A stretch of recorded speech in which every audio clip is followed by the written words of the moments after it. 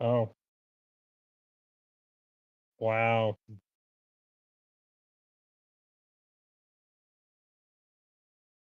Hello. Now everyone can hear me. You guys have been able to hear me the whole time because Discord runs through a different audio, different mic. All right, hey. I just basically talked for 5 minutes about how oh, sorry, I'm listening to myself. Basically talked for 5 minutes about how we're not gonna do a part two to our and there goes Ian. Our This isn't going well. yeah, this is not going well. We're not going to do a part two yet to our weapon kit building video. That will be coming very soon, probably the next episode. We just have had some stuff going on and people weren't able to make it. So today's episode is going to be on Airsoft Milsim event we had last week. And Which I was not at. yes, which he was not at. But there was a decent sized group of 6 of us, if I remember. Was it 5 or 6? 5 or 6 of us. And we had some really good takeaways. It was honestly one of our least favorite airsoft events we've ever done, and but because of that, we were actually able to get some really good insight on ourselves, on our kit, and really just how things affect us and what we can do to better ourselves. And not to beat a dead horse, but we're going to kind of talk about how airsoft and Milsim events in general can translate into real life combat and situations that it will help prepare you for. So, I expect Ian to be back momentarily, but I'm your host. I'm Jamie. I used to teach people how to shoot. I run Ohana Arms. I spent almost a year in Ukraine in a first instructor and then combat role. And so I have a unique and different dynamic, but due to my experience, but overall, I try to use that to help others and teach other people how to be better shooters. And I guess since there's only 2 of us at the moment, you're up next, Zach. Oh, man. Hi, I am Zach. I am big into shooty duties, guns.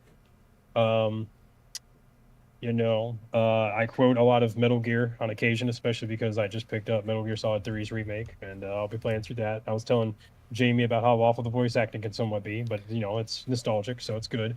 He's been Um, quoting it to Ian and I the entire pre-show for the past you 45 ejected the minutes. first bullet by hand, didn't you? But anyway, I basically I'm working my butt off right now in life. I'm a good family man. Try to be anyways. Otherwise, He is. He I is. dabble a lot in firearms and gear. And I kind of want to stick to that as probably my primary hobby instead of video games because I don't know, it's a lot more fun to stay active and kicking doors with the homies. So that's about that. I don't know. I'm not that interesting.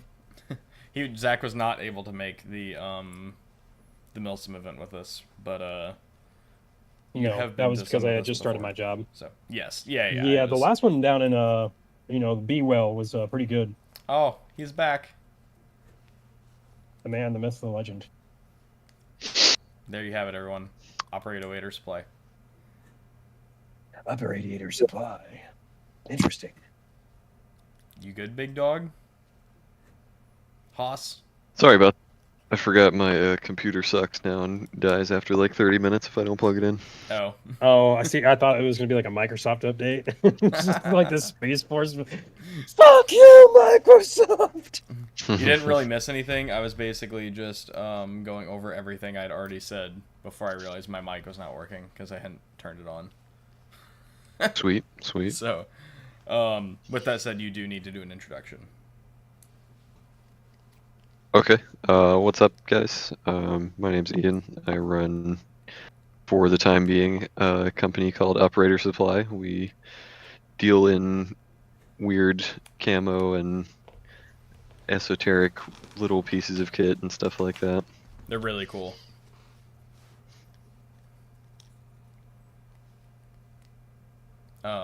Dude, did I tell? Oh yeah, I did because I sent you some pictures. You guys really need to make a coffee table book, or like Yeah. me, you, and Sean can collab on that. Like, I don't know. I had never thought about it before until you showed me the color swatch of the different camos today. But Mhm. a coffee table book would be, that would go so hard. I would sit there and flip through it all day. Yeah, I've been thinking about doing something a little more educational with all of my camo that I have. Because you have like your blog, which for those of you that don't know, his website has a That blog I've barely section on put it. anything on. But well, yeah, not recently, but in the past you have some like really good informational stuff. Like I've literally sent several people just links to your blog that have asked me about raid mods or certain things, like raid mods and washing. I think I have sent links to Hmm. probably a half dozen times each. And just be somebody will be like, "Oh, what's a raid mod?" I'll just be like, "Here, just go here," or they'll be like, "How did it get started?" Just go here. Hey, how do I wash my uniform? Just go here. Because it's a great reference. But like, you could definitely do a coffee table book of like all the obscure camos you can think of, with just the history behind them, some example pictures of them, and then in the very back be like have a few pages dedicated to how to wash your uniforms, like in the last few, like in the epilogue. Epilogue's after, right? Yeah, like how to take care of your stuff. Yeah. Be like, and just for the reader, if you have any of these uniforms, be sure to wash them correctly by doing this. But yeah, that'd be super cool. I can totally help you with that. That would be a really cool project that I would 100% buy and stick on my coffee table that I don't have right now. It's currently taken apart in storage at the moment. I also Also- have been thinking recently I wanted to do something with all of the propaganda that gets produced around war, and like specifically, I think I want to draw more attention to the pieces that get made by the people who are involved in the wars, not necessarily the governments that compelled them to be such. The power of government compels you. Fog has their coffee table books, like with Yeah, I used to have Mhm. 3 of them, and then they Yeah. all got lost in the house fire. that sucks. I did not know that.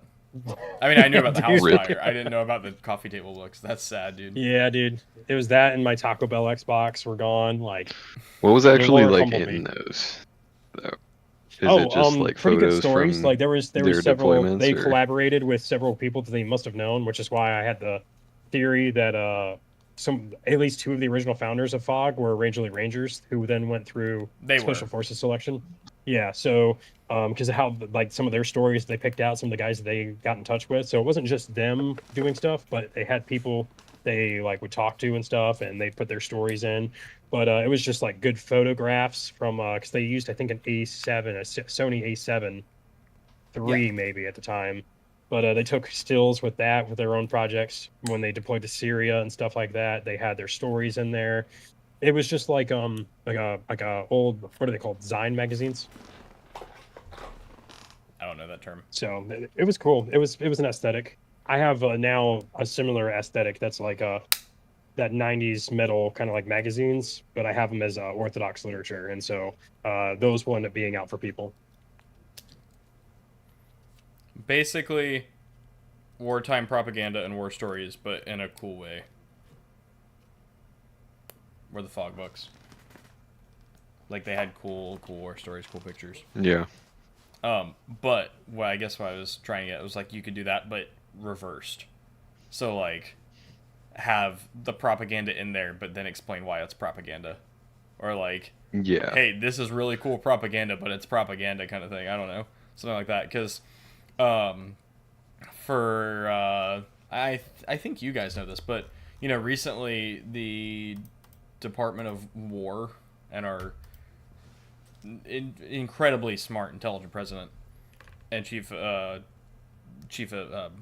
Secretary of Defense, Secretary of War, whatever it is now. Basically, units can no longer have their own social media pages. So things Right. that the community has referenced for years for like 7th group, or all of these like incredible recruitment tools that was like a legitimate one-on-one kind of would get passed down by the community leader of that unit over the years. Hmm. Like incredible slew of knowledge. The armor museum at Fort Benning, I believe it was Fort Benning, had like their own page that was like an incredible historical reference page for many people and for historical documents and stuff. Just their social medias alone, it was incredible. And now all of that is gone. Gone. Like deleted. Yeah. Not archived, not deleted. It's been deleted. And it has all been, or at least it's in the process. I think August 31st or something like that is the deadline. But Amazing. it is now the only allowed military unit, or in relation to social media pages, are run by the Department of War, so they can push their own propaganda. And it has been actually disgusting to see the ad campaigns and the propaganda they've been pushing over the past like 3 months, because it's really sad. It's no So they longer can like a Post their AI one-on-one. slop. Yeah, it's no longer like a one-on-one conversation, or like a cool, I get to basically have hands-on with the unit that, I'm looking at pictures, or I can DM them and say, hey, cool picture, where is this? Or obviously I can't say where, but, ask questions about it. And typically the people are like, awesome.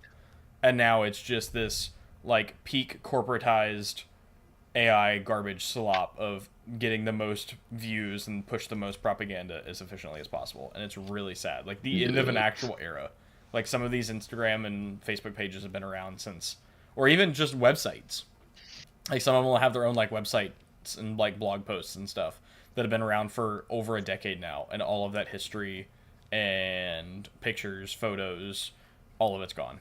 And it's like actually a really big L. Just so we can push corporate AI slop propaganda. So all that to say, now would be like the really cool time to do that, because there's this huge shift in more slop. Yay. Also, I'm eating my honey from a monkey meal. Excellent. Hashtag represent. Shout out Raw Monkey Meals. unfiltered honey. I still haven't tried the other two yet that I got from you. I Raw, only just tried like I like it. I only tried the chili. Oh, I still need to pay you for those. I need to send you money. I'll give it to you later. Other than that, I guess let's talk some Airsoft. So to put into context for everyone, we were at Guardian Center in Perry, Georgia. It was an American Airsoft? What was it? American Milsim. Yeah. American Milsim event. American Milsim did a few things that were pretty cool, pretty awesome. We're laid back on some of the things that we like to see these event coordinators laid back on, and vice versa. So that was pretty cool. And in other ways, they were just actually just brain dead.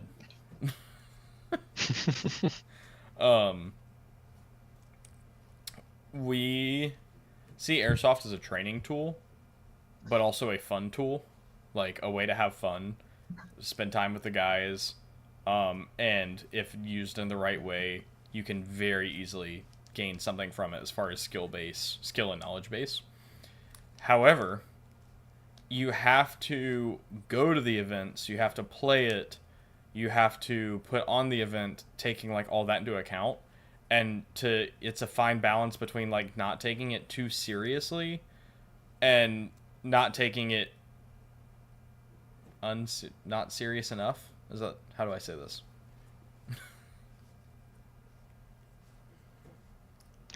I guess that's how you would say it. Yeah. There you go. It's a balance, and it's really hard to get right, and we can always complain. Like, I don't think we've ever gone to an event and not had a complaint or two about it, like how it was run, or the chain of command, or whatever. Because, and in the end, it's because everyone sees it differently. Like, some guys go because they literally just want to LARP with their unit kit. Some guys go because they actually want, and that's fine. Yeah. We're not necessarily hating on any groups here. It's just you can't make everyone happy. and you have to try to balance it. And in the end, that means not everyone will be happy, and everyone will have a complaint or two about something. Yeah, at the end of the day, the event promoter or whatever, however you would describe that, the group that's the business that's putting on the event, they at the end of the day they have an impossible job. It's not simply not possible to make everyone happy and to do the event in such a way that everyone agrees with everything that is being done. Yeah, we can sit here and like complain about the entire event the entire time, and then somebody else that was at the event will put a YouTube video up about just how amazing and perfect the event was. Like that there's always going to be a group, or even if they get it as close as possible, then everyone will just have some complaints, so it's impossible to make everyone happy, and we understand that. But at the same time, I guess this is just from our perspective of how and what we wanted to get out of it. So yeah, probably one of the so it was at the Guardian Center in Barry, Georgia. Great place from what I can tell. My biggest complaint was my light just fell. My biggest complaint was I couldn't fly my drone as far as the Guardian Center goes. So I think if that's the biggest complaint I have about the actual like venue, that's probably not too bad. Yeah. And the ants, but once again, that's not really their fault either. I mean that the drone is their fault. That's their decision. They can't do anything about the ants. That's 100% on them. The ants thing, yeah, there's nothing to be done about that. It's summertime in Georgia. There's gonna be a gorillion bugs. So we camp on site. That's what we chose to do. I mean, you could also get a hotel, but that kind of just to me ruins the experience of going to a Milsim event. And to be completely honest, not doing a 24-hour event also kind of ruins, or at least detracts from the overall experience of doing a Milsim event. Like if I wanted to go play Airsoft at my local field for 8 hours, I can go do that, but can't go do a, camp in overnight, game never stops kind of thing. But I digress. Where we were camping was in a big pecan tree field, and when I tell you there were billions of sugar ants, I mean there were billions in this field. It was all of our cars were to some extent they were in all of our cars, all of our tent, sleeping bags, all of our kit, everything. Nothing was ant free. I threw a I left a Chick-fil-A biscuit on top of the hood of my car, or no, under the hood of my car, because I had the hood popped because we were running stuff off the battery, and so I had the hood popped on the truck, put my mostly eaten Chick-fil-A biscuit there and some hash browns, and we went to the safety briefing and came back, and there were like 1,000 ants on it, and I proceeded to pick it up, throw it in the woods, and come back to it probably 6 hours later, and almost the entire biscuit and all of the hash browns were ate. like gone. The biscuit I left was like this, and I came back and it was like a tiny ball that you couldn't even see the ball on because it was just ants moving over it, and all of the hash browns were completely gone, like just devoured. It was wild. And there are still ants in my truck. I have been carefully kind of picking them off. I thought I was going to have to set like traps and stuff, but they have seemingly just all kind of ran away. So that's cool. Dispersed. Yeah. But still, like, I left a Red Bull can in there Friday, and there was like a single ant on it when I got out of the car. I was like, interesting. They're still in here somewhere. They still smell the sugar. Where did you come from? Yeah. But, yeah, so can't really, ants aren't really their fault.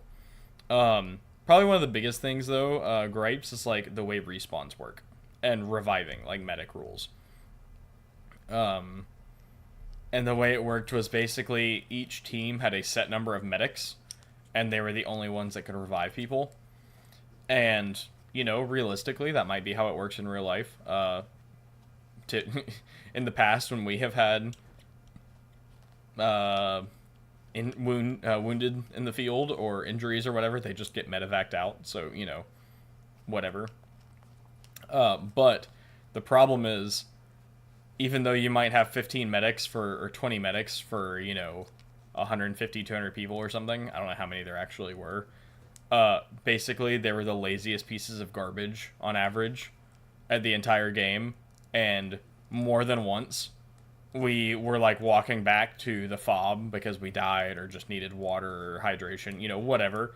And there were like a half dozen or more medics just standing there all clumped together, just hanging around talking while everyone out in the field was suffering because they weren't doing their job. And then at one point, one of our guys was like, hey, you're clearly not doing your job. Can I take your medic patch since there's a bunch of you guys here? And he goes, no, I'm in a leadership role. I can't do that. I can't give it to you. Yeah. Not I'm in a leadership role. He was the XO. Which, yeah, but he was like, I'm a why leader. were you the I medic in can't the give first you the place? medic. Yeah, it's like, why is the XO the medic? But and in the end, the coordinators can't, tell them what to do. Yeah, they can't foresee the problems. that was more of However, a team leadership problem than yes, a but you event also have to staff expect problem. stupid players, and it really detracted everyone's experience because of the bad play, because of the stupid players.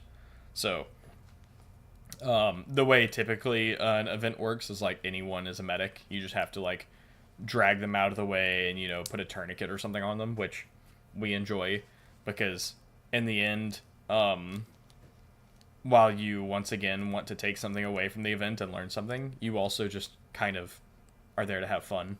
Like, if I want to be stupid and be like, yo, I'm going to see if I can run past this hallway that they're holding the corner on. And if I want to do that, and I obviously understand the risks, and I might not do that in real life, but I want to try it, I don't want to necessarily have to suffer for the next hour as I walk back to the fob, touch a tree, and then walk 30 minutes back in the Georgia heat just because I wanted to be silly for just a second, or died to something stupid, like a friendly fire incident that also happens a few times. Yeah. The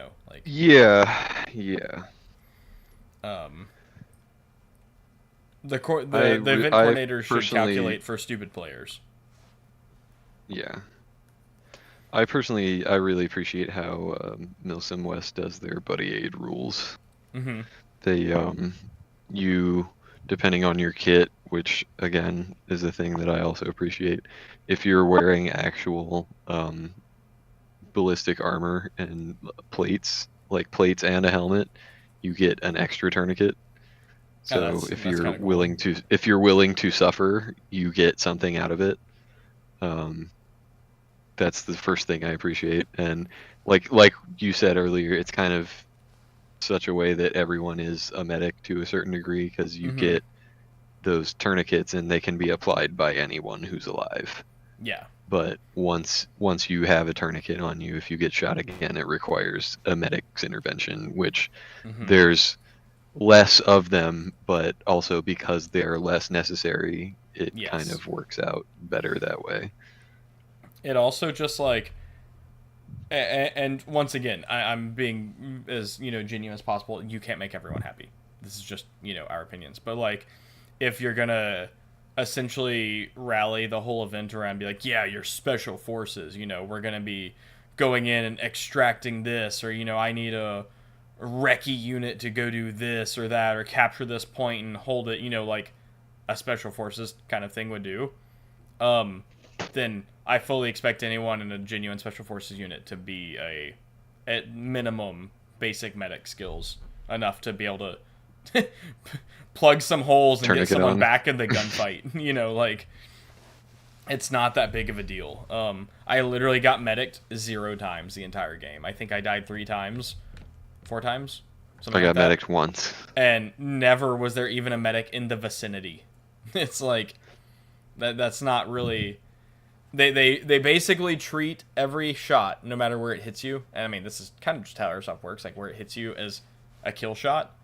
So it's like, right. Oh, I just, I got shot in my hand. I might as well be my face because I'm dead laying on the ground. But magically a medic can run up like a defib like it's Battlefield and get me back in the fight. So just kind of... Yeah.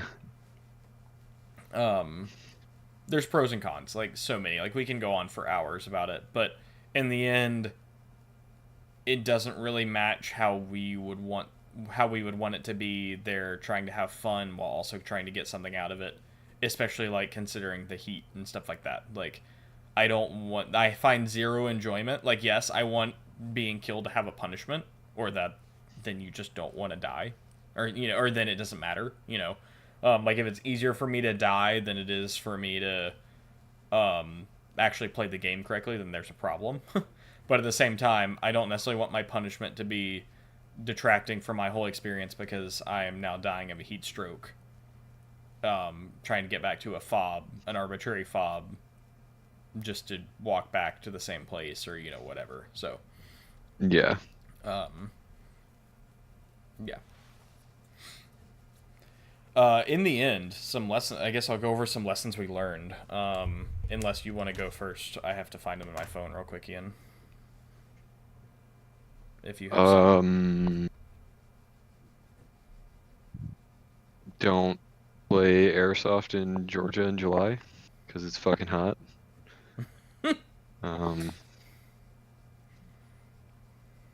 Yeah. Okay, If you are going to do that, then you should probably exercise in the heat. Yeah. More. And even then, like, have genuine expectations and like limits. Like, it gets to a point of like, no matter how good of shape and how hydrated you are, you can only do so much for so long wearing so much kit or whatever without becoming a problem. Like, your body does have limits. And understand them better. But yes, BB LARP is not worth surpassing them for. No.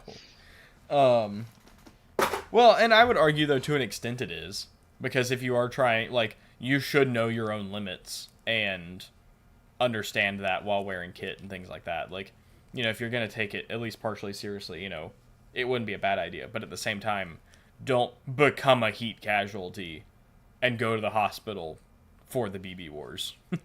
But yeah, because I mean, pushing yourself is one thing, but if you're actually, with heat casualty especially, it's very easy to do like long-term damage to yourself, and that is definitely not worth it for BB wars.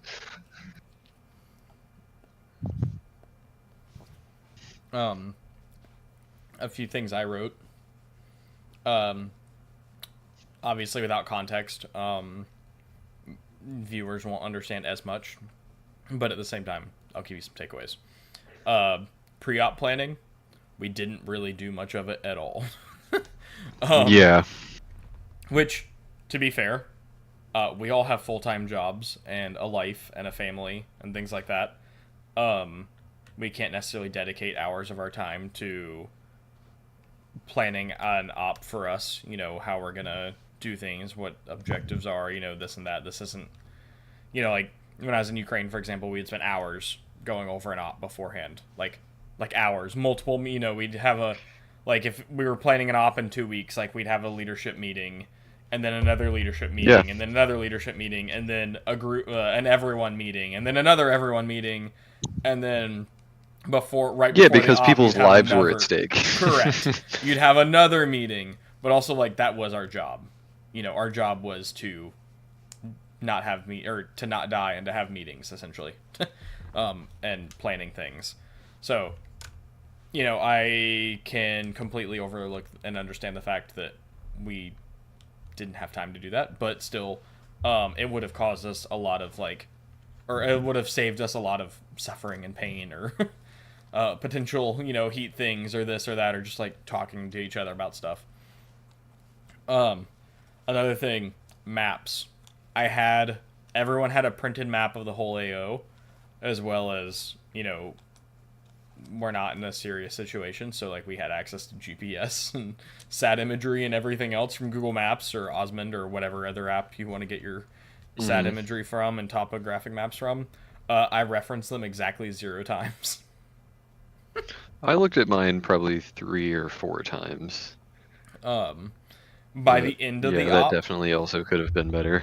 Oh yeah, for sure. Like I had no reference of scale or anything like that, and like by the end of the op, I was basically able to fully 3D map it in my head, which is really what you want to have at the beginning of the op. Like, Right. when you're doing stuff like this, you really want to have like a 3D map of it in your head and track where you are, where you're going, what's in between you, and that way when you do things like take contact or call for a 9 line or need more people, reinforce, whatever the case may be, whether it's BB Wars or real life, you want to already have that map in your head so you can reconstruct it and explain it to someone else. So, like, if you're taking contact from the left, you already in your mind know what is on the left. You already know, how tall the buildings are, or what kind of, foliage there is, and things like that in your head at all times. And I had that for, like, most of the map by the end of the op. But it doesn't do you any good by the end. Right. And it even got us into a bit of trouble at one point because Blake and I, who used to be on the podcast frequently with us, him and I went back solo because the rest of our guys were doing something else, and we went back onto the field by ourselves, did like this huge, really nice flank, no resistance at all until we got to where we actually wanted to be, and turns out I completely did not understand how this building worked, and it kind of screwed us. There were no real consequences in the end. It didn't make a difference, but it was not how I had envisioned it in my head and kind of planned it out because I had no map knowledge, and I could have just pulled out my map and looked, and it would have told me exactly what we needed to know. So, yeah. So, like, use your maps. Reference them. Comms, I think this is the first event we were all on comms, which is a big step forward. And everyone had an actual working in both directions comm setup, Yeah. In the past, either, like, my headset has been down, or someone forgot their push-to-talk, or someone didn't have their radio, or radio was broken, or contacts were broken, something wasn't working, or someone didn't have something at some point. This is, I think, the first event that we have had where everyone, including just, like... Because sometimes we have had an event where we've gone to, and, like, everyone had comms except for the new people that we kind of adopted. Like, I know we did an SQ event where I think we all had comms except for the person we kind of just invited last minute, which is, that's fair. But this was the first one where I think just everyone had comms and everything worked, which is really cool. But we could have definitely done it better, as always. So that was just kind of one thing for us. We had some very inexperienced... Yeah, that kind of goes back to the pre-op planning and stuff. Yes.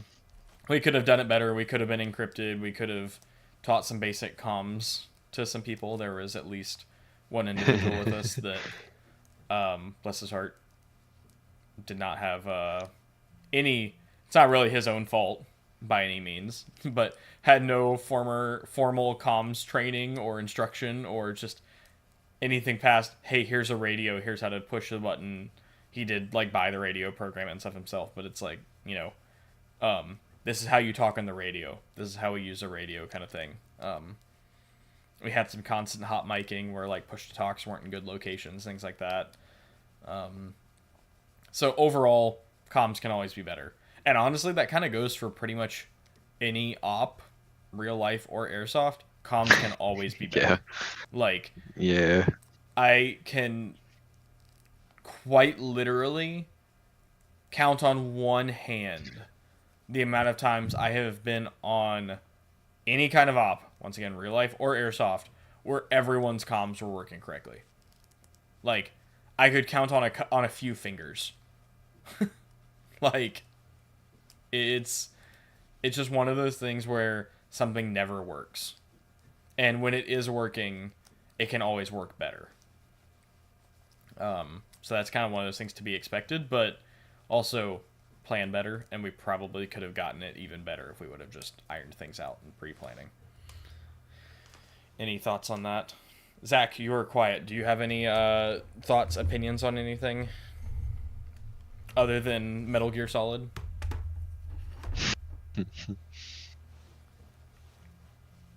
No. He must be hiding in a cardboard box. He's hiding underneath it, waiting on us to finish. Well, Zach might be tending to family things at the moment. He did mention that he might have to drop out for a bit to skedaddle. Take care of, child. But yeah, the kid woke up a little bit ago, but Oh, there he I is. was just zeroing out. How's Metal Gear you playing right now?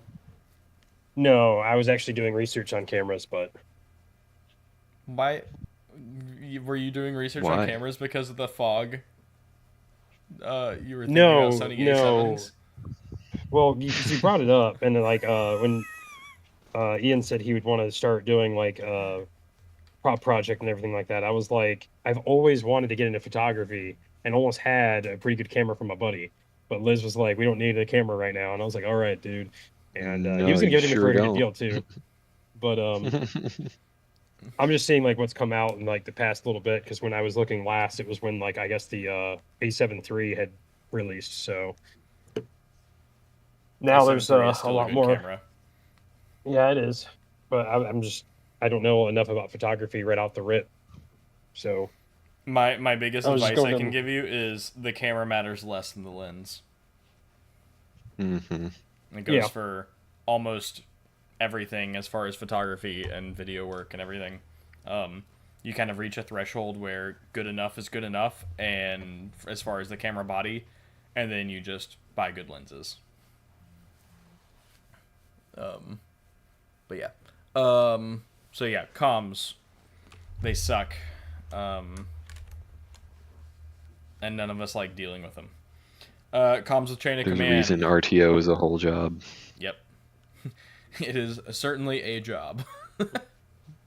Not a great job. You mean tell me this But a very entire important platoon is going down over a fucking stove operated under regulations, and now I will be going into war without my RTO, and I will not be able to communicate with the other battalions. Not be able to effectively establish communications. Yeah, it's a serious thing. Comms suck. I guess very quick story. My very first rotation in Ukraine on an op. There were four of us, and we get out to position. We had no idea where we were going. There was some different confusion because no one had been there in months. And it was essentially we're assaulting a position that we don't think people are there. Basically, you have a hilltop and a hilltop, and then we want to go up on the backside.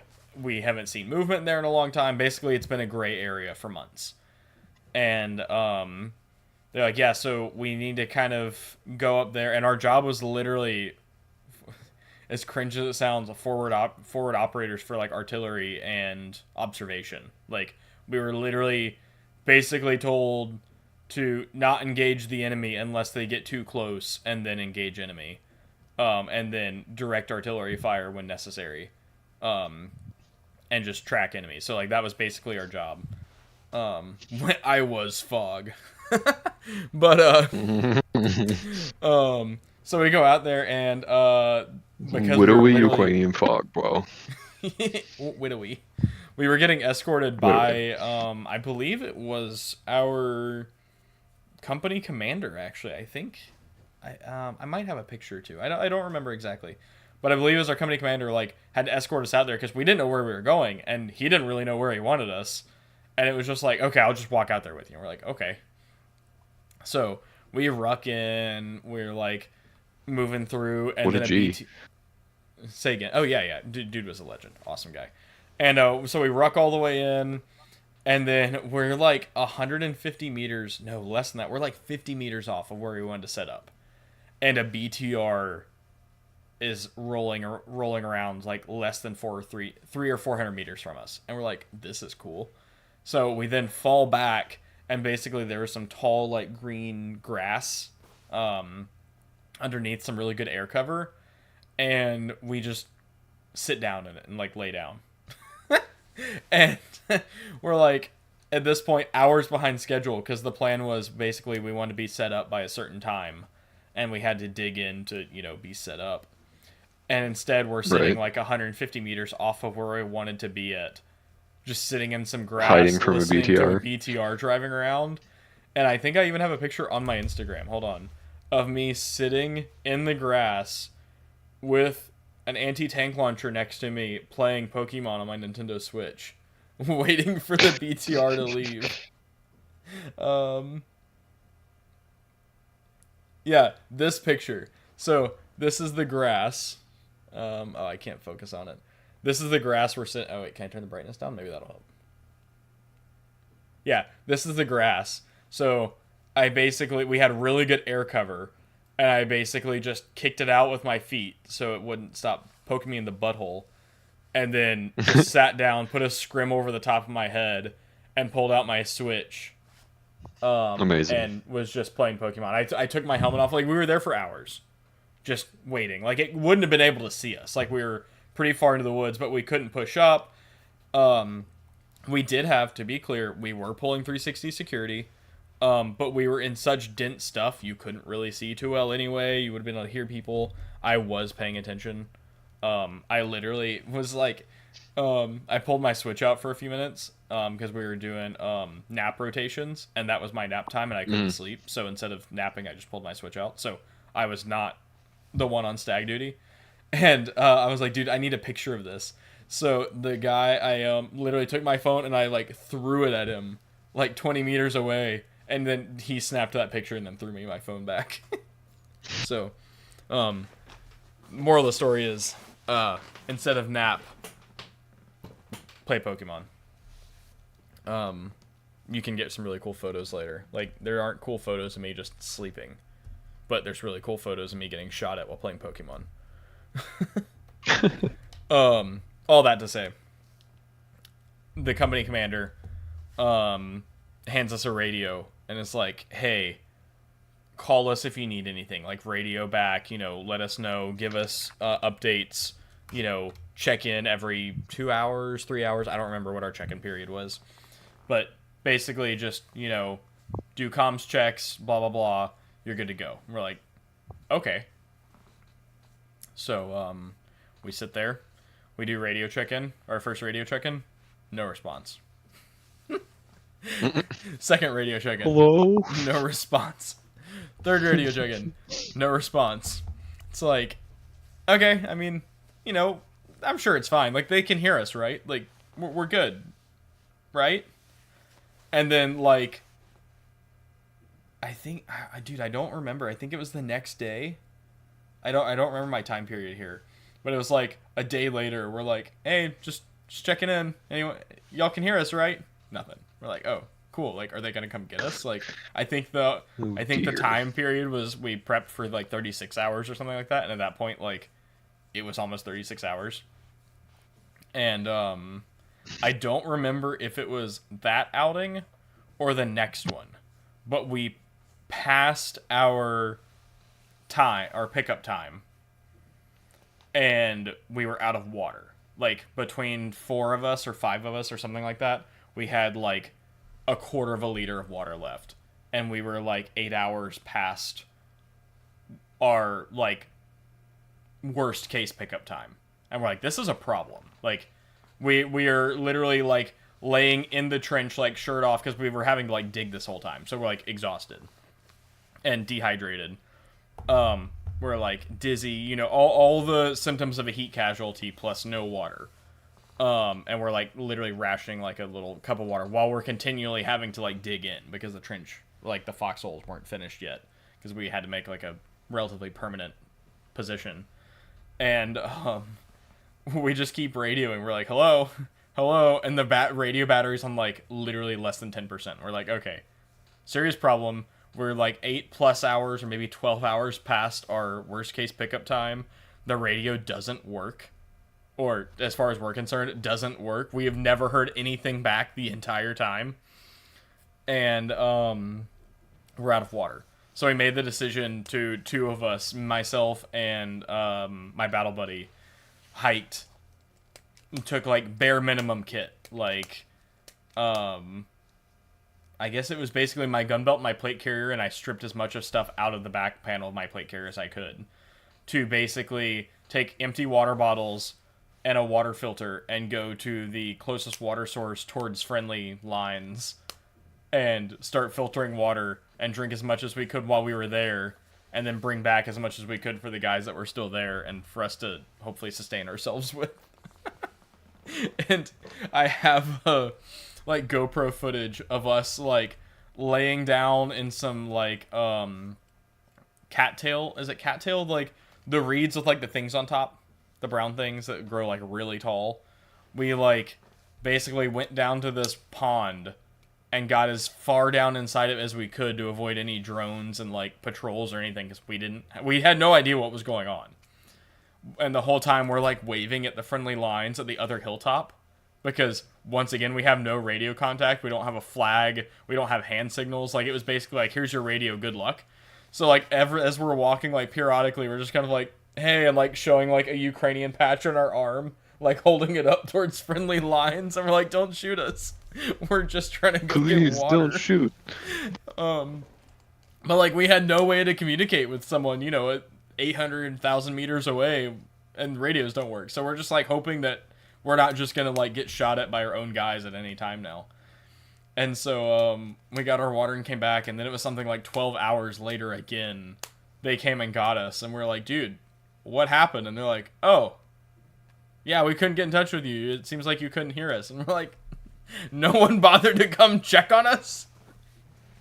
Like, we couldn't hear you guys couldn't hear us. You know, like, you would think after, like, X amount of radio checks failing, like, you know, chain of command would be like, you know, we should probably go check on these guys. Make sure, you know, they're not just dead in their trench or, you know, whatever. And then we were, like, literally, we had to walk and go get water because y'all extended our time way past what it was supposed to be, and we didn't, like, plan or prep for that long of an excursion. They're like, oh, did you get water? We're like, yeah. And they're like, okay, it's fine.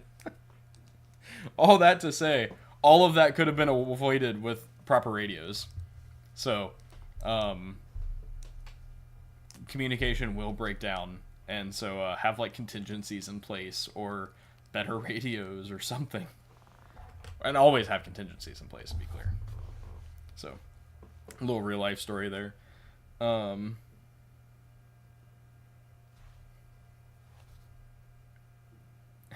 Which segues perfectly into my next topic, heat and hydration.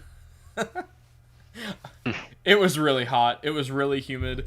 Ian and I were making jokes earlier about how boonie hats were designed for Vietnam, and how we would have loved to have one in the middle of Perry, Georgia last weekend.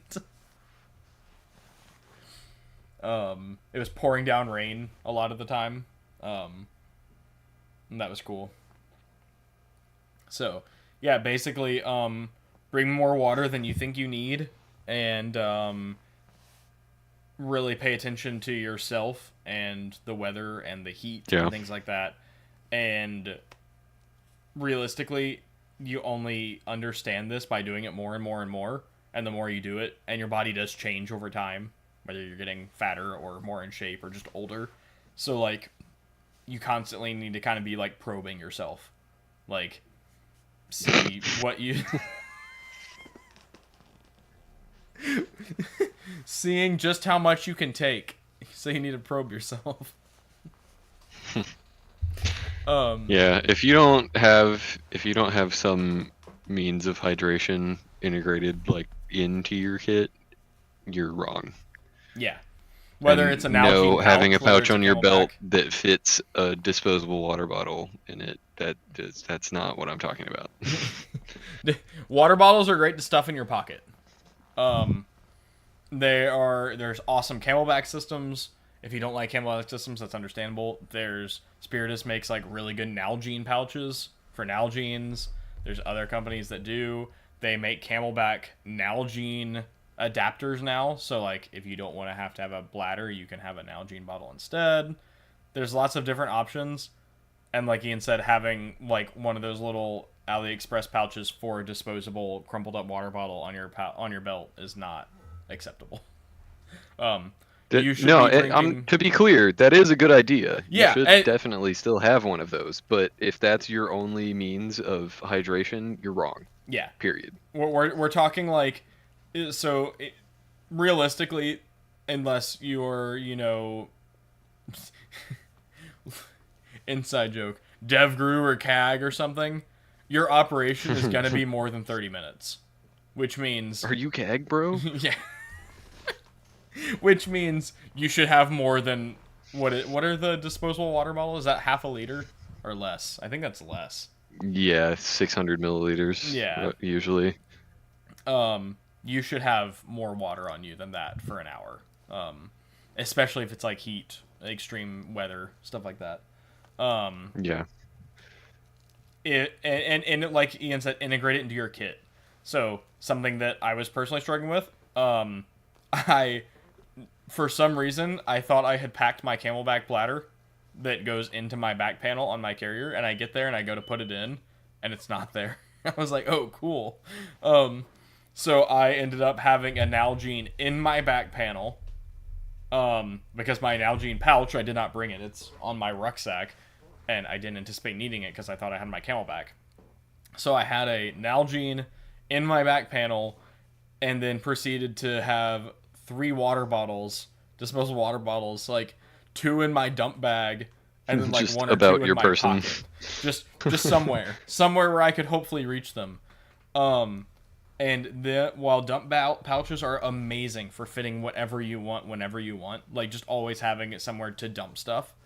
That doesn't mean it's comfortable or doesn't make noise or anything like that, because those going like waddle, like swinging around on the side of your hip, hitting every single thing, and making the crunchy noise from a water bottle is not ideal. And then also not being able to get my Nalgene out of my back panel when I needed it. Not a great thing. I would ask somebody to come over and get me water.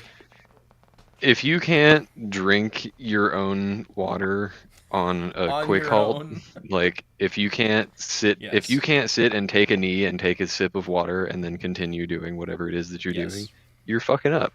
Like your water system is not sufficient. Yeah, without making if noise. You have to take kit to... off to get to your water, you're wrong. Yes, and having it make noise and be flappy, like it should be fully integrated. That was a huge L for me this week. At one point, we finally set up in a building, and I just had someone take my Nalgene bottle out, and I just set it in a window. A boarded up window. Yeah. Not silhouetting a window, but just set it down, and so it was within arm's reach. And then when I would move positions, I would just quickly throw it in my dump pouch and move. Like, that's not a solution, though. Or at least a good one. So it really shouldn't be. But yeah, always know how much water you need, and then add an excess overage, and then actually consider rationing it. Like, you shouldn't you should be drinking what you need and not in excess, or else you're not going to have enough, because there are a couple instances where we were kind of spacing our water out, at least I was, and I was tracking how much water I had left, if I could reach or not. At that point, I moved everything to my person where I could reach it, not on my back panel. And then we got into some pretty hard contact, and we had to do some, like, pretty big running and moving and stuff. And I went through almost the entire rest of my water because I need it, which is good because I'd been rationing it. But at the same time, that whole, like, hour before, I could have been drinking more water, but because I was saving it, I had enough to still drink when I actually really needed it. But then at the same time, that I didn't have any more for if I had to do it again. So, like, just be mindful of stuff like that. There's a reason, like, a long time ago, the Ranger beads were a thing. Like, you would track how much water you were drinking based off of those. Not just how far you walked, but that was like a normal thing. You'd flip a bead, you'd take some water. Yep. and you'd spread it out. And essentially, what that did is ensure that you were drinking enough water, but not too much water. And you would Yeah. get to where you were going, achieve your objective, and get back without, hopefully, running out of water. Yeah, I think that's the main thing. Is you just need a water consumption plan as much as you need a water storage plan. Yeah. That is part of water management also. And more is not always better. Like, it is completely water's ridiculous fucking heavy, to be dude. like, you know what, I should just take 6 gallons of water in with me to the field today because it's really hot. Like, homie, you're going to drink all 6 gallons of those in the first 30 minutes because you can't walk, because you have an extra 40 pounds of kit on you. Like, that's not a realistic answer, is just bring more water. And that's assuming you can even carry it. Yeah. And like we said, a lot of this does get lumped into pre-op planning. Try to like do the best of your knowledge, know where you're going, how long it'll take you, the terrain, the weather, things like that, so you can calculate that plan better. Because bringing more water is not always the answer, because water is heavy and takes up a lot of room. Especially if you want it accessible. Like, realistically, like, if you wanted 3 gallons of water accessible on you, well, an average camelback's like, what, 1.5 to 2.5 liters? A liter. I must have a big one. So it's like 1.5 usually. So, I mean, there's a small portion of water, and then if you want more, well, that means you need to add more pouches or more of this or more, and now your kit's getting bulkier and bulkier and heavier. So, yeah, a canteen is 1 liter. And Am I remembering large that amounts correctly? of water are just unwieldy in general. Yeah, and makes noise. It's kind of silly to think water makes noise, but if it's not filled to the brim every time you take a step, If you're running, sloshing around, which you might think, oh well, that's not a big deal. If I'm not, my running will make more noise. But also, if you shift your weight, things like that, you want to ensure that nothing makes noise. So, that's one of the nice things about camelbacks, is because it's layered, it's essentially insulated between multiple layers of material, fully enclosed and not like a crunchy plastic. It's very soft. That water is relatively quiet, especially since it is typically like has pressure to stay flat against your body. And in most cases, it's like vacuum sealed because you're sucking the air out of the bag. That was my only complaint that I found after two pretty long sessions with the ice plates. Now, when they get about halfway empty, they can slosh and make noise a little bit. Yeah, but those are really cool concepts. The solution is just to drink more, because I found as soon as they're less than halfway full, there's not enough water to make noise, really. But you're aware of that now because you used it. Like, you took your kid out and you trained with it, and now you understand that issue with them. So I keep talking about Nalgene's. Nalgene's are a very unique water receptacle. They can take extremely high heat as well as impacts. So you can actually put boiling water in a Nalgene and it will not crush or deform or anything. So, that is just one really nice thing. Nalgenes are a multi-use kit for sure. If it's a time sensitive thing, you need to quickly boil water and then pack it up and move quickly. You boil the water, and while it's still boiling, you basically just dump it in. Your cup will cool down much quicker, and then you can pack everything up and leave. If you need to use it as a put grits or oatmeal sleeping or bag something heater. I use that in Ukraine. I would like keep it close to my body during the day, and then it'd be just warm enough to like throw in my sleeping bag and retain a little bit of heat and like absorb the heat and keep it in there.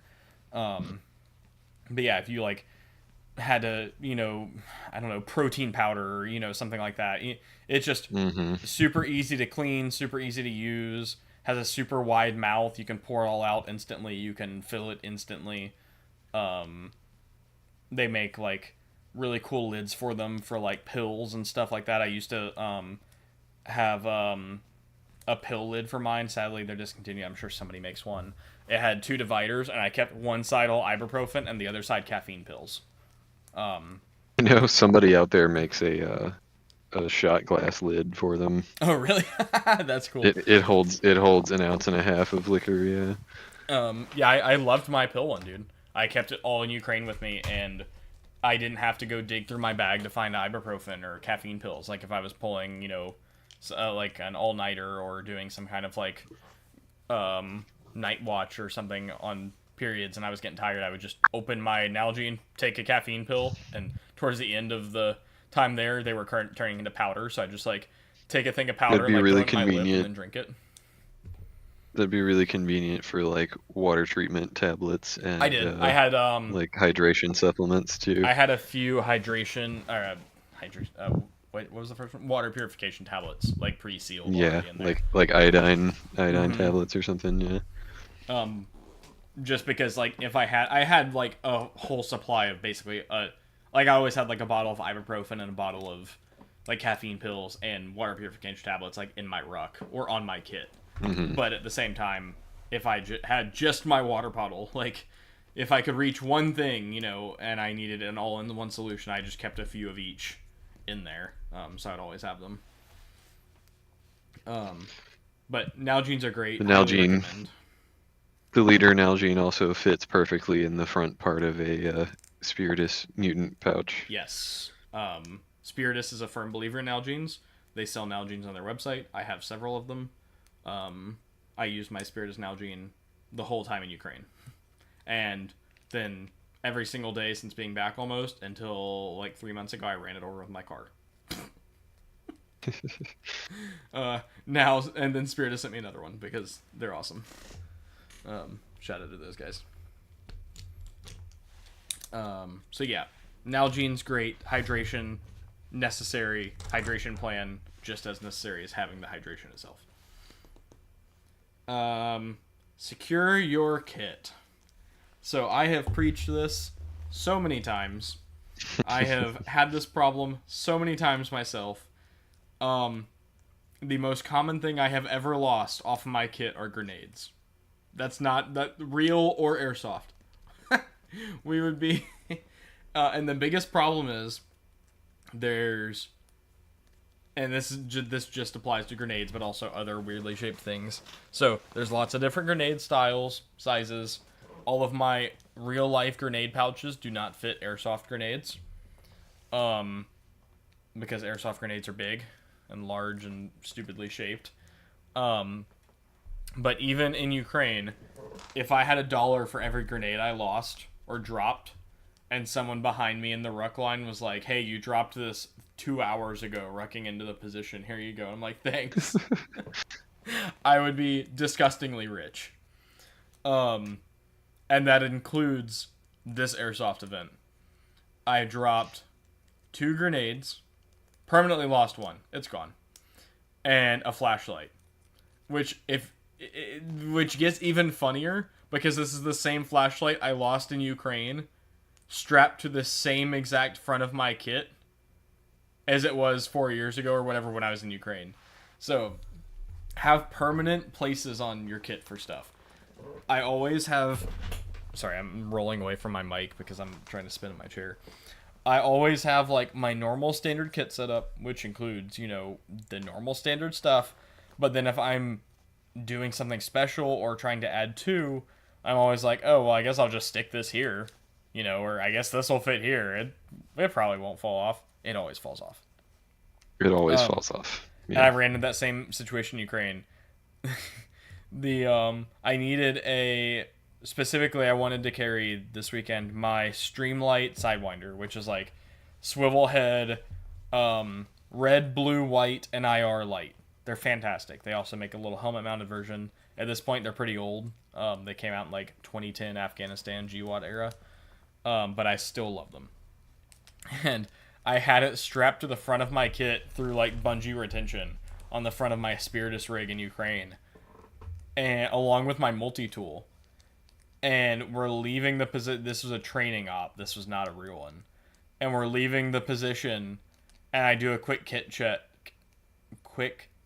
check, and my multi-tool and my light are missing.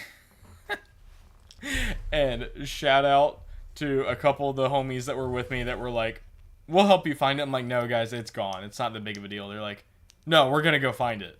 And we walked around this field for like 45 minutes until we found my flashlight. Or my flashlight and my multi-tool. And then I proceeded to lose that exact same flashlight again this weekend and found it again. So, all that to say, like, have permanent places in your kit for stuff and have room on your kit to adapt it and change things around, because there will be times you need det cord, or I went with the most extreme one first. There will be time you need det cord or a rope or extra grenades or an extra mag or two, pistol mags, whatever the mission requirements are, that you're gonna need room on your kit to put something. So consider that when making your kit, and don't fill your kit up so much that you can't just slot something in. Zach, this about to take a bow wow. Say again. About to take a bow wow. Oh yeah, and Zach, this goes into your pants situation earlier. You got your new pants and they. Damn, now we're getting into Zach's pants. Yeah. The Helican Tex pants, I love them. They're pretty great combat pants, especially for the money. Really good material, but they're not made for American thunder thighs, and so the cargo pockets are basically worthless. So, like in Ukraine and even back, I'll have like my G3 pants or G4 pants. Either I have both, and the cargo pockets are usable. I love my Helican Tex pants. If I want to put anything more than a single mag in them, they're completely useless. So I can't just squeezing across your legs. Exactly, and then I can't move my legs. So as silly as it is, a lot of that stuff, like an extra grenade, an extra water bottle, I guess everything but basically det cord or a long rope, you could basically put in your cargo pockets if they're actually usable. So think about things like that. And just make sure things are quiet and secure. Quiet, I know we just harped on it on water, but it really is overlooked often. Before we would go out on an op, we would jump up and down and we'd buddy check each other.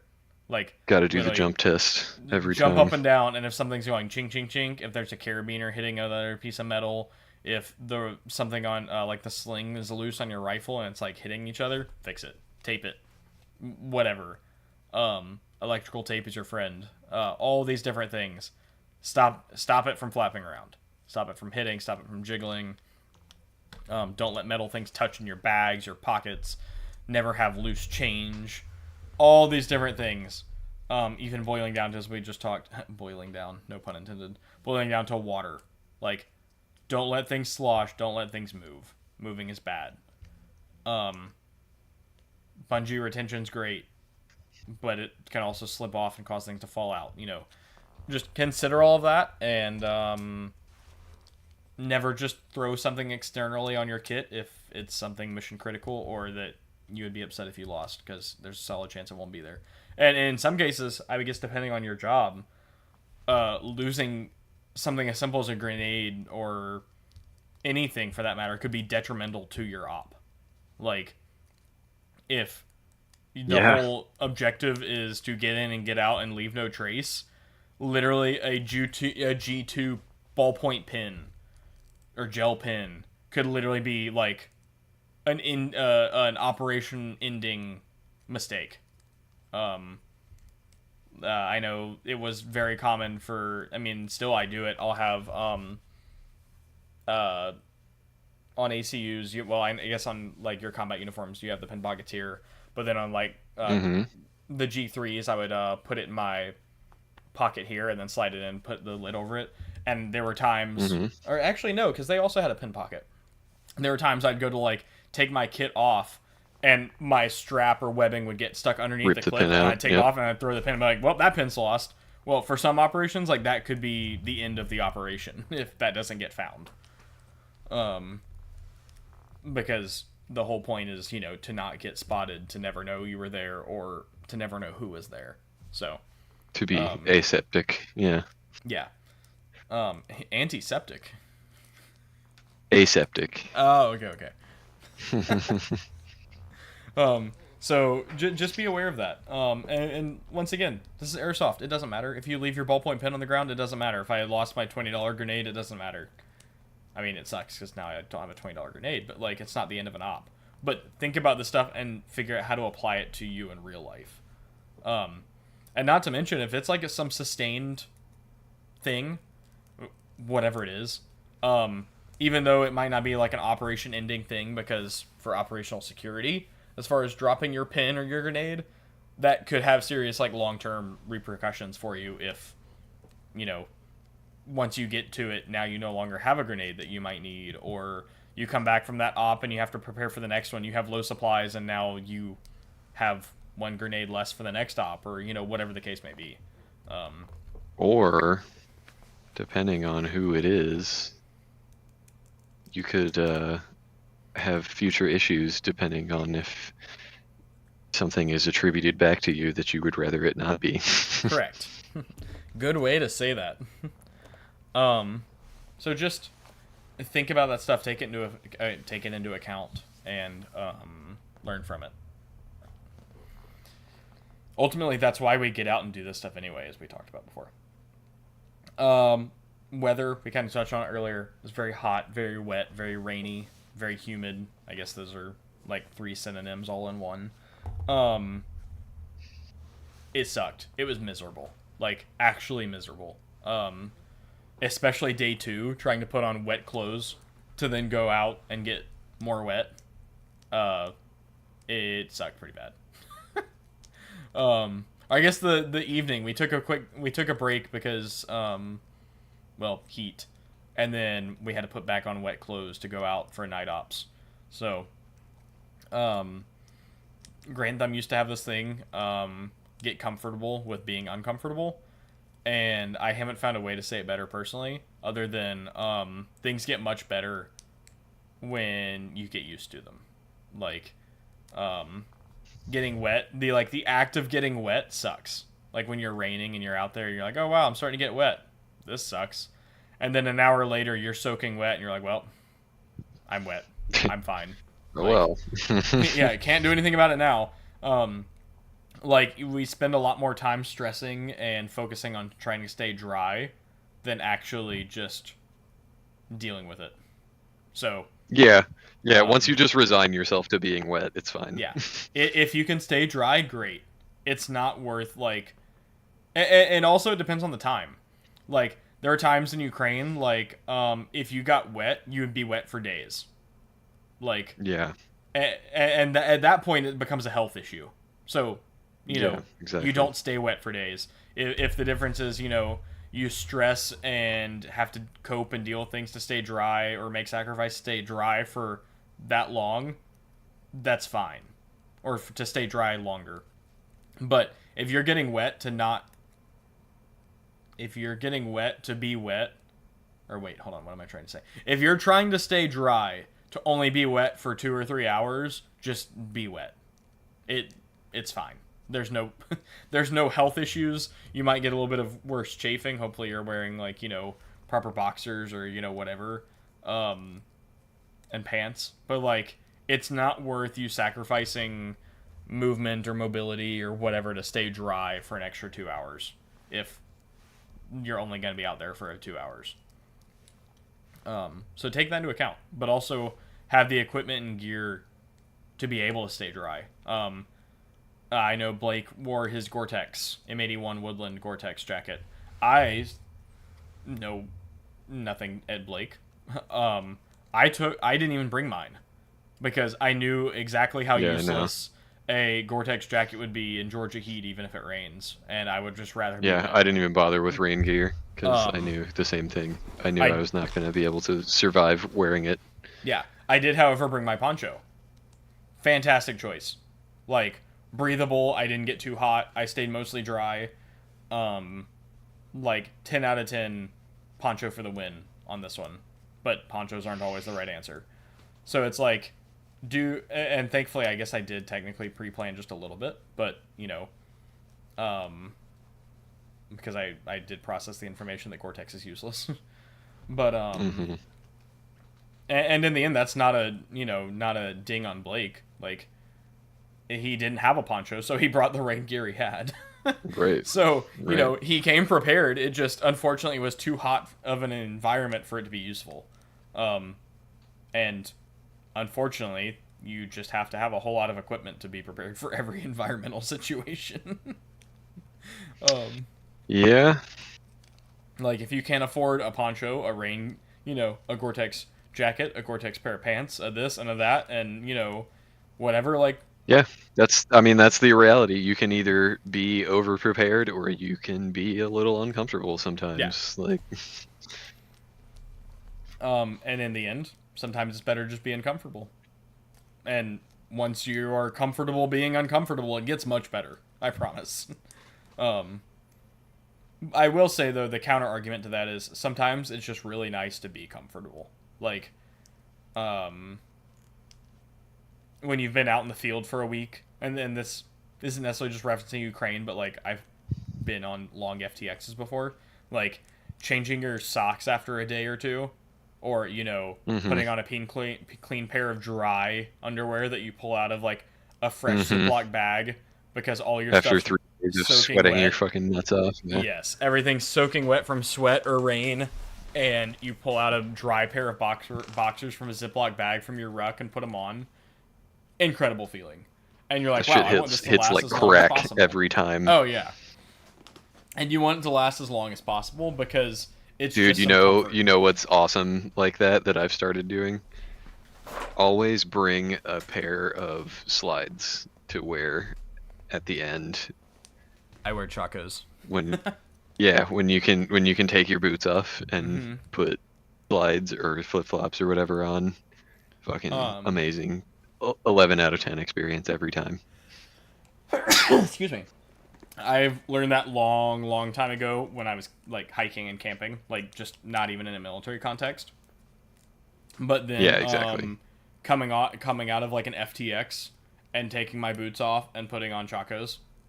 I prefer chacos over slides. I get it. It's annoying. It's annoying packing them. Yes. And they take up a lot of space for what they are, but it's worth it every fucking time. And then going to Ukraine and coming off an op, and then being off of rotation, but still at the fob for 2 or 3 days, and just walking around in PT shorts, a pair of chacos, and, like, a combat shirt with my rifle on me. Like, it is the most comfortable feeling ever versus being out in the field. Like, your feet breathe, especially if you're on, like, rotations like that. So for an airsoft event, not a big deal. You're there 2 days. Like, there's literally zero health issues of having your feet wet for a whole day. Like, hypothetically, if your feet get wet in the morning and they stay wet the whole day, it's not a great feeling. Like, your feet aren't gonna, like, die and fall off. But if you're doing, like, rotational work, where you go on a position for 2 or 3 days or 4 days, whatever, your feet get wet at any point during that, and then you go back to your fob or you go off the rotation and you don't have another pair of shoes. Specifically, I like open air shoes because your feet dry out. Your feet will suffer. Let those feet dry, like, dry well. And while your shoes dry. Like, I think it goes without saying, always have 2 pairs of shoes. I guess the whole point of this topic is just have a pair of shoes that, you wear in closed toe, and then have something you need some kind of alternative footwear while your boots or other combat footwear dry. We had there were times I've had this happen on FTXs and Ukraine, like, multiple things. Somebody will bring 2 pairs of shoes, like a pair of cold weather and wet weather, or a pair of, like, Ultimas and then a pair of Gore-Tex, something like that. And then both of them would be soaking wet because they would, like, be letting the other ones dry, and then so they wear the other ones and then get those wet before the other ones get dry. And it's like, cool, now I have 2 pairs of soaking wet shoes. Now what? And it's like, well, that sucks. Like, have something quick drying. Like, have the pair of Ultimas or, the open toe shoes. Like, Chacos don't get wet. They get wet and then they dry 10 minutes later. Same thing with slides. In fact, slides just don't get wet at all because there's no cloth on them. So, yeah, solid point there. I prefer Chacos because I can actually, like, walk around or run or even wear them on an op. I wore my Chacos one time on an op because my Ultimas were messed up. And so I literally just wore my Chacos. But,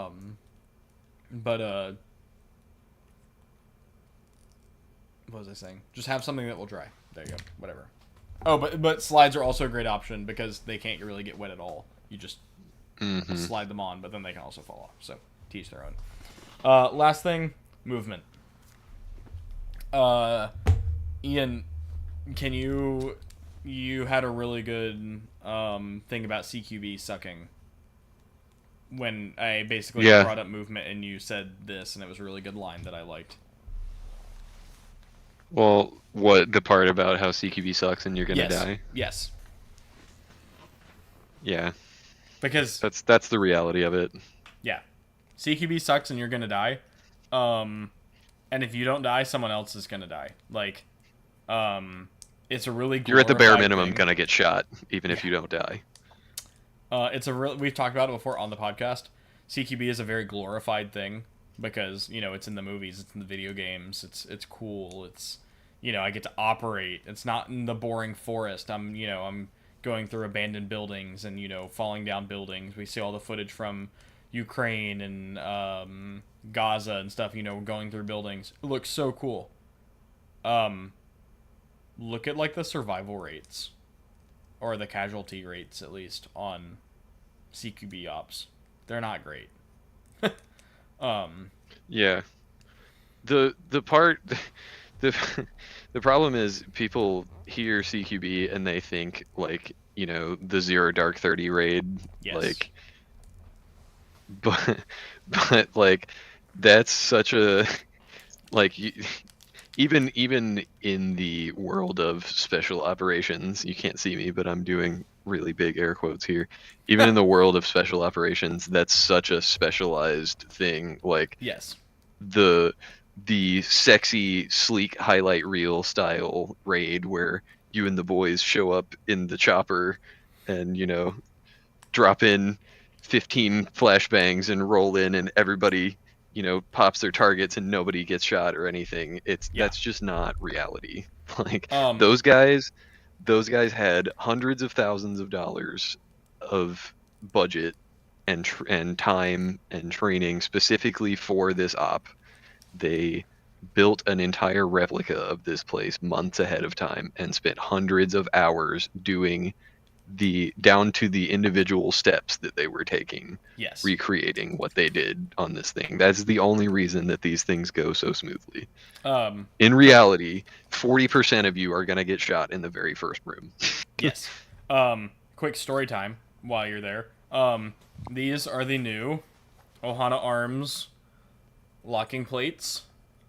We have shown them on the show and stuff before. However, these are for Gen 3 PMags. We are officially releasing them. I have not listed them for sale yet because I have spent the past 2 weeks nonstop printing, testing, developing, etc. The reason these were made is I got a message from someone, a buddy of mine who is in the contracting community, very closely tied with Special Operations Forces. And he goes, "Hey man, I was in our shoot house the other day, and I had a group of buddies that were like, yo, those are really cool on your mags. Where did you get them?"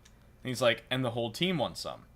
So, he's like, "Would you be willing to do a rapid development for us before a certain date?" And I was like, "Yeah, sure. What's up?" And he goes, "Well, we need them by the certain date because we have an op at that certain date." And he goes, and the shoot house we're in is a 1-to-1 replica of the of the building of the target op structure. AO. Yeah, of the target structure. And I was like, cool. And obviously he goes into what details he can with me and what he's allowed to. And essentially, it is exactly what Ian was just describing. This is not, hidden secret knowledge, but when you have a very high profile target or a very high profile mission, lots of money and time gets spent on it.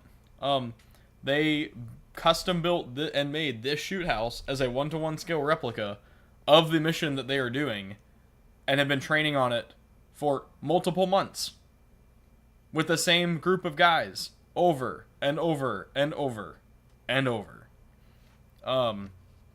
This individual, I'm sure, could tell you the dimensions of every room, could tell you how many paces from one side of the room to the other, the average bullet count that each individual uses in each room to properly clear it, etc., etc.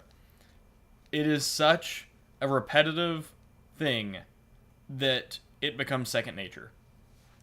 And he can probably tell you, he can probably give you a minute by minute timeline of exactly what he's going to do from the start of the up to the end, and probably the next 3 guys around him. Yeah, easily. Probably closer than a minute. Like, we're probably talking 10 to 15 second window of the entire op. Yeah. I'm sure he could give it to you.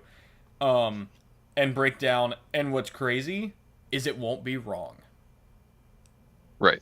And you're like, oh, well, that's wild. The Call of Duty missions vary by 15 seconds or, whatever. Yeah, this isn't a Call of Duty mission.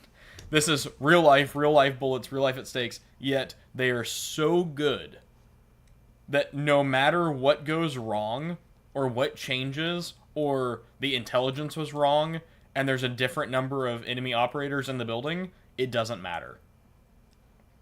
Because they have fit... They've already planned for it. Yeah. They have run this shoot house with 10 guys in it, 10 enemy contacts, 30, 40, 5, 45, and everything in between in different positions, different locations, different furniture rearrangements.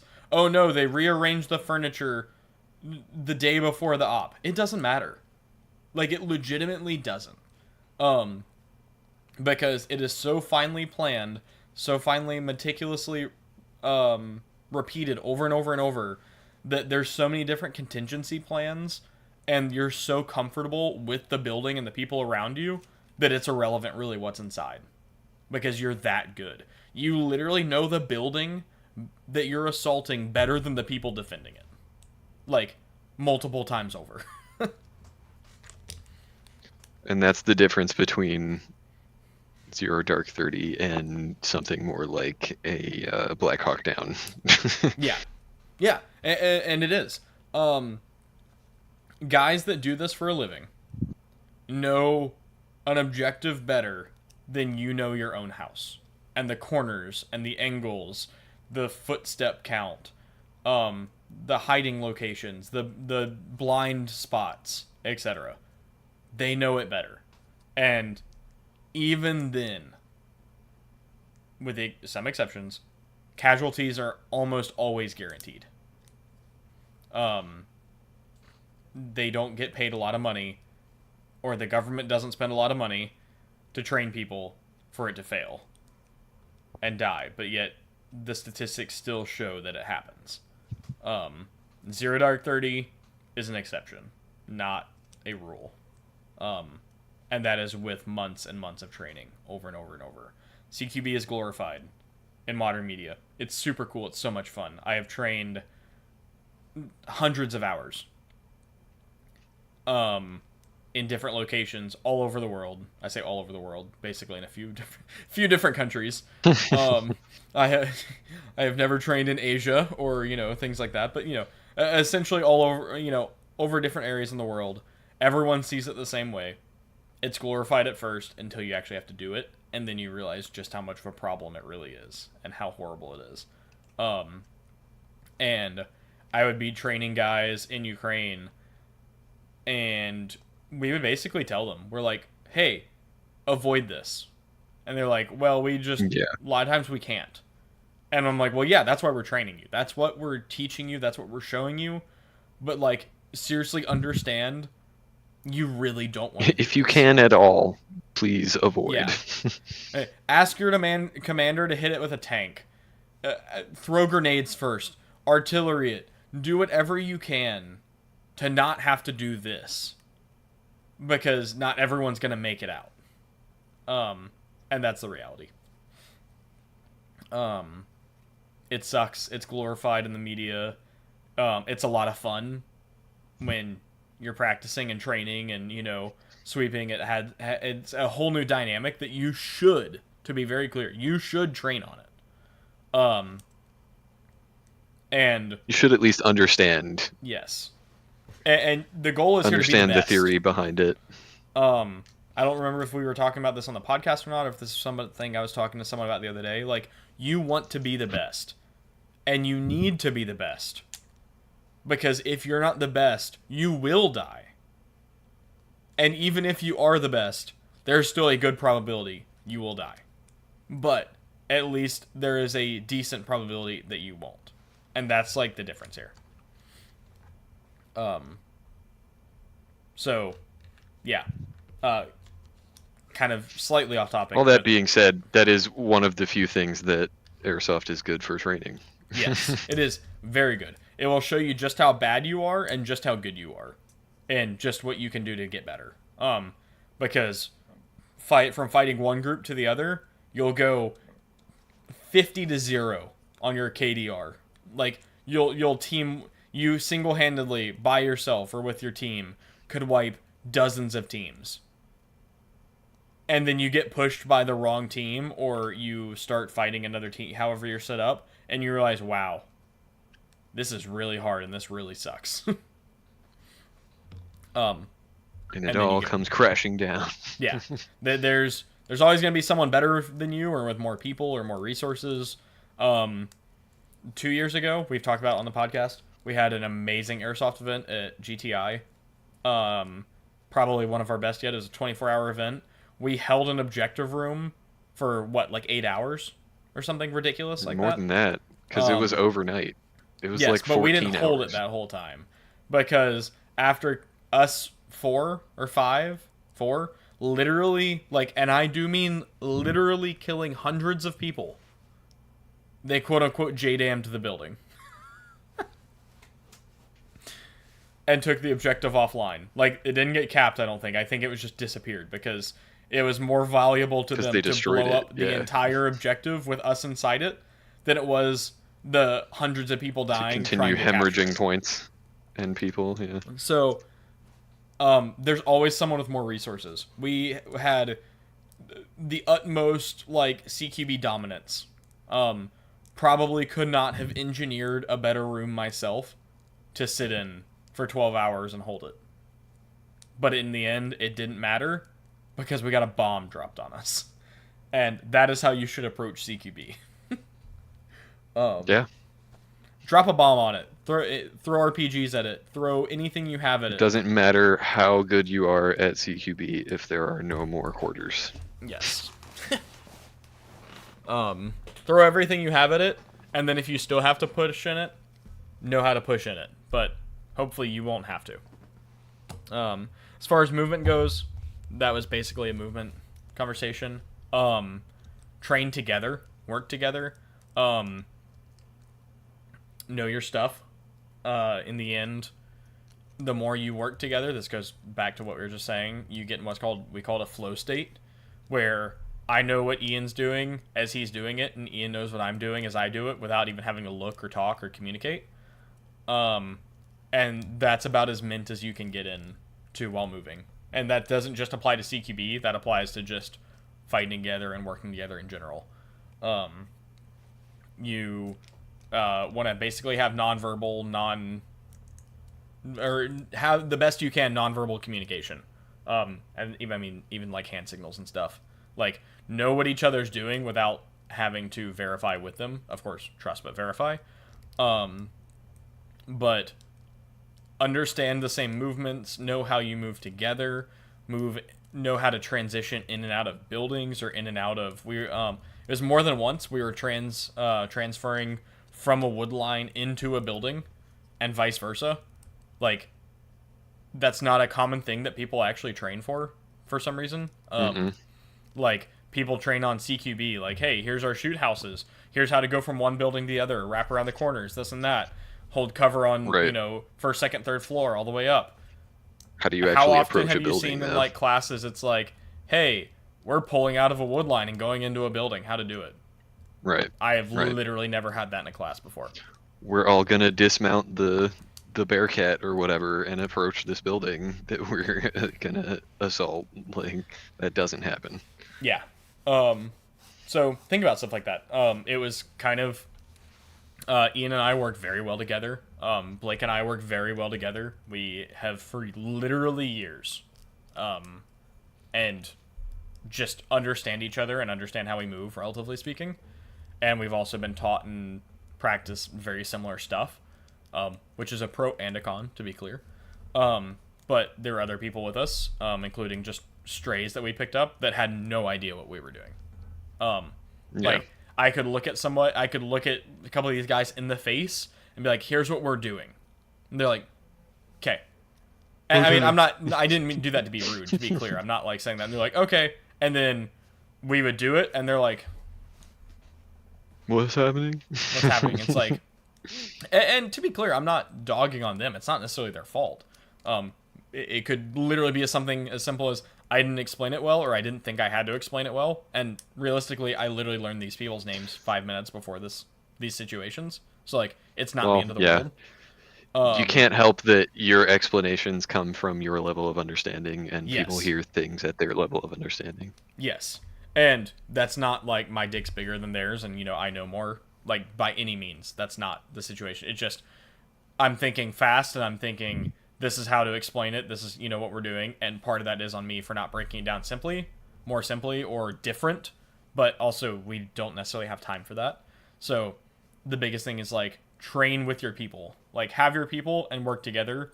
And if they're long distance, like Ian and I are now, we talk enough. We play video games enough.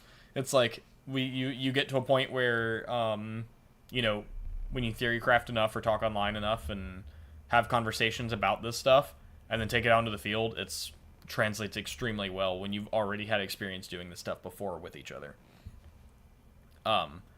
Blake and I work extremely well together also. We played at our local airsoft field for years together, and it got to a point where I wouldn't have to look over my shoulder to know where Blake was. I just knew where Blake was, because when we're assaulting a position, I go, oh, that's where Blake's going to go. Sure enough, Look over your shoulder, you're doing a quick stop.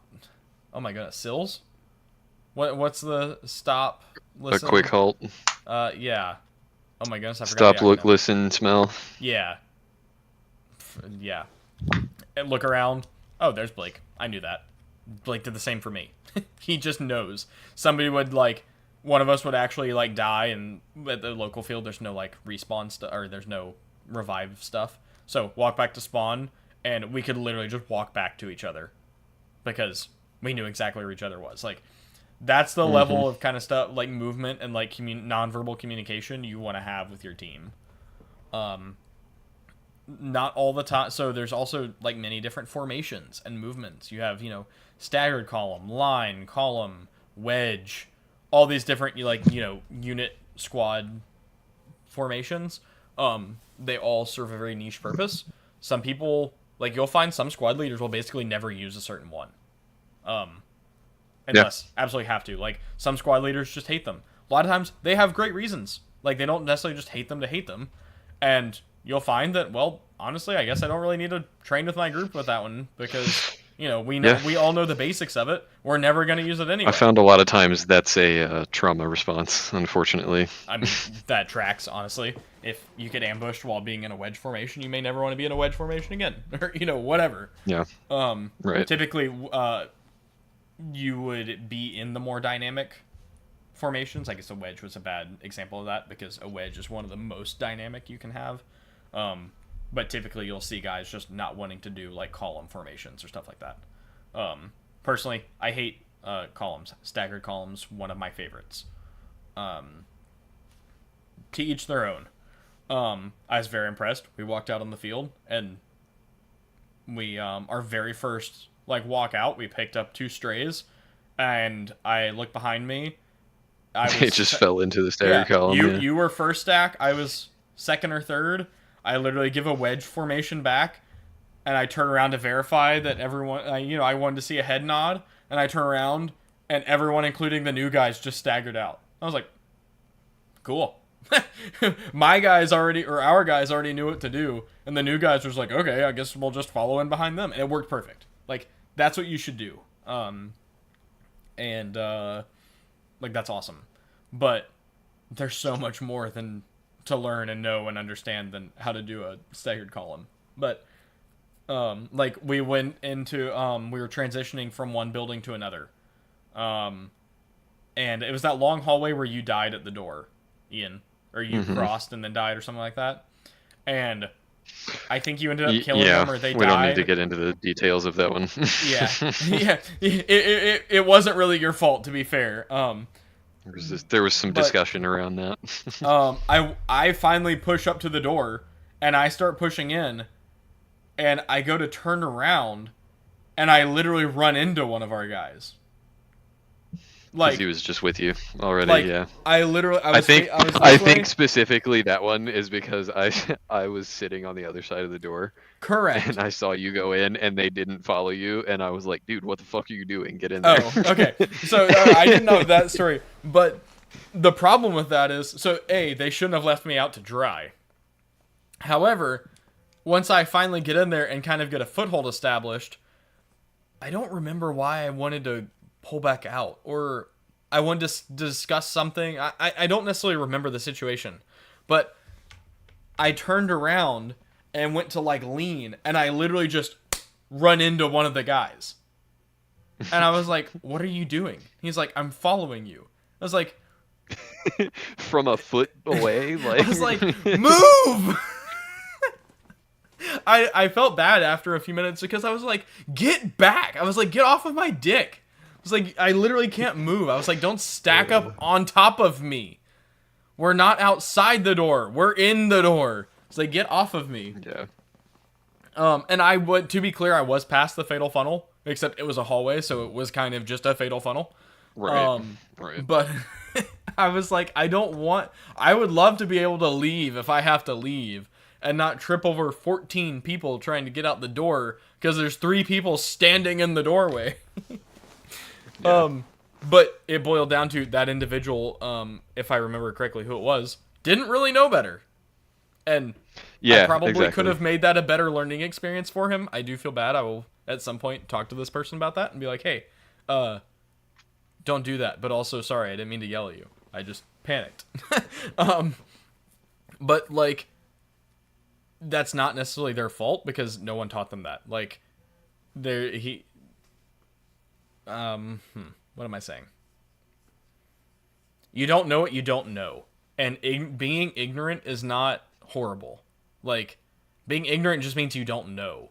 There's a difference between being ignorant and then just, being stupid. Yeah.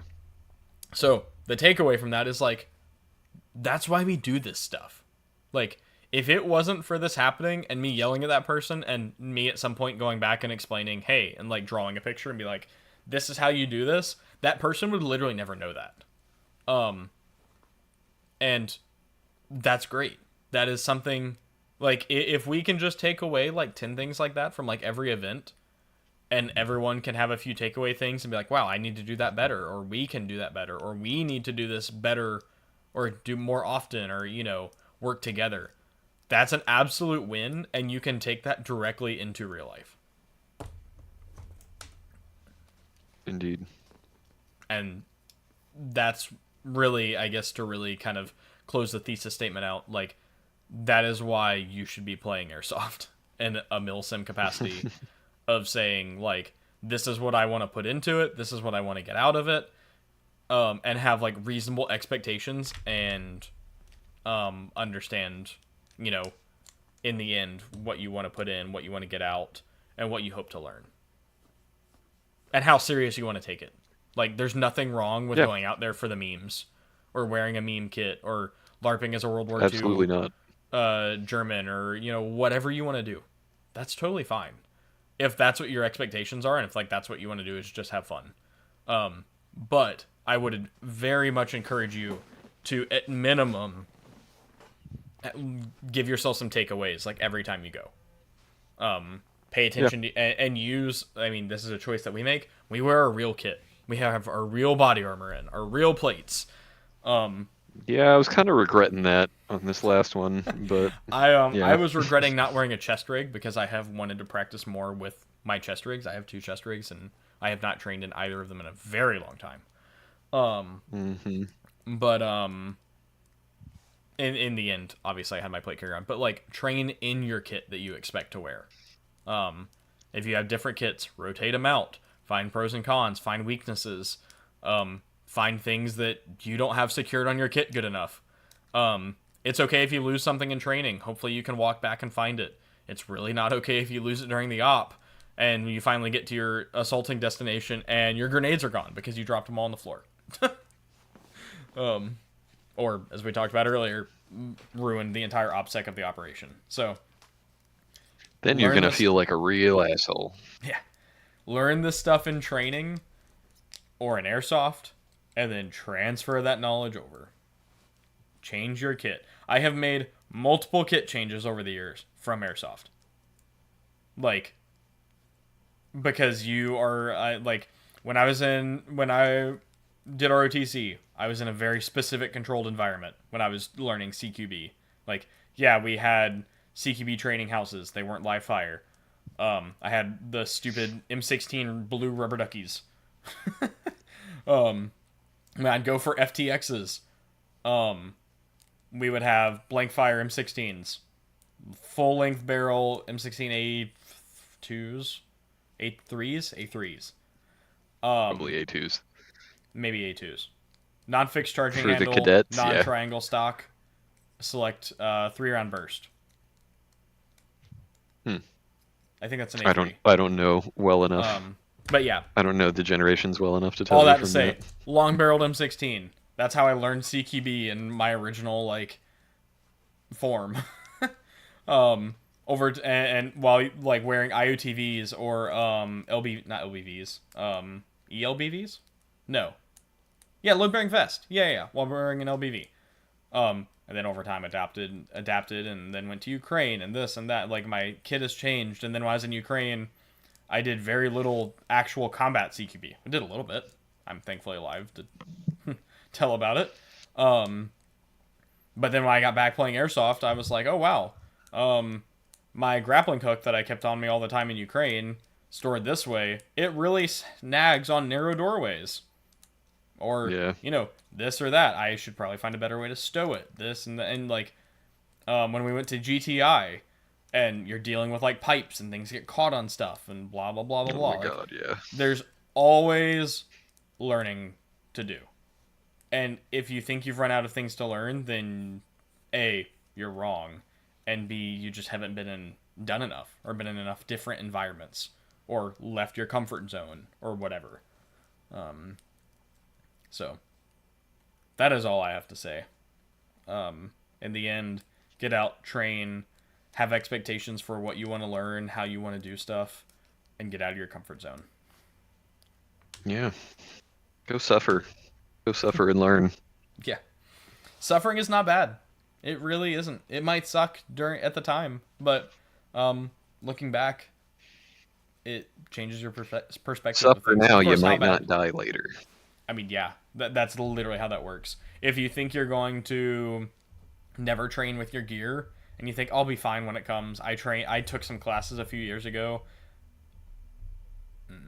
That's not going to work, big dog. That's not going to get you through if you're not out there actively practicing dry firing stuff like that. I mean, shit. When we went to this thing, it had probably been... I went and played a night 2 weeks before, but until that, it had probably been 3 months since I wore my gear and actually went out and did stuff, and I was feeling it. That is basically the exact, like, in fact, I think to the weeks. I think we both went on the same weeks, ironically, both times. It had been 2 weeks and then 3 months before. And to an extent, yes. This is one of the biggest things I hear with combat vets. I think that's the last point I have, and then I'm done. Yeah, I need to get out of here. Yeah. That you'll hear a lot from the GWAT guys. It's like, oh, dude, I've done all that already. I'm good. I don't need to do it anymore. It's like second nature to me. It's like, you never forget how to ride a bike, do you? It's like, well, no, but I don't remember how to ride a bike good. That doesn't. That also doesn't mean you can jump on a bike and go ride the Tour de France right now just because you used to race 10 years ago. Like, shut up, dude. Just because you know how to do it doesn't mean you can. Yeah. Get out there. Keep yourself relevant. Keep your kit relevant. Practice, train, know your limits, and use things like Airsoft as a tool to help you do that. So that's all I got. Yeah. Thanks for watching, everyone. Hopefully next episode will be gun loadout kit, how to build a gun with attachments and accessories, part 2 with the gizmos and gadgets. So if you're interested in the last part, we basically tell you all the pros and cons and different styles of ARs. Not necessarily how to build one, but how they're constructed, how they operate, and what you need to look for when buying one at any price point you have. So next part will be how to accessorize. Now we get to talk about doohickeys. Yeah, the gizmos and gadget toss. So you don't need all them doohickeys, son. We didn't have we had a solid episode today. We had quite a few people in and out for a bit of time. So thanks for watching. We'll hopefully see you guys next week with gizmos and gadgets. Bye. Bye.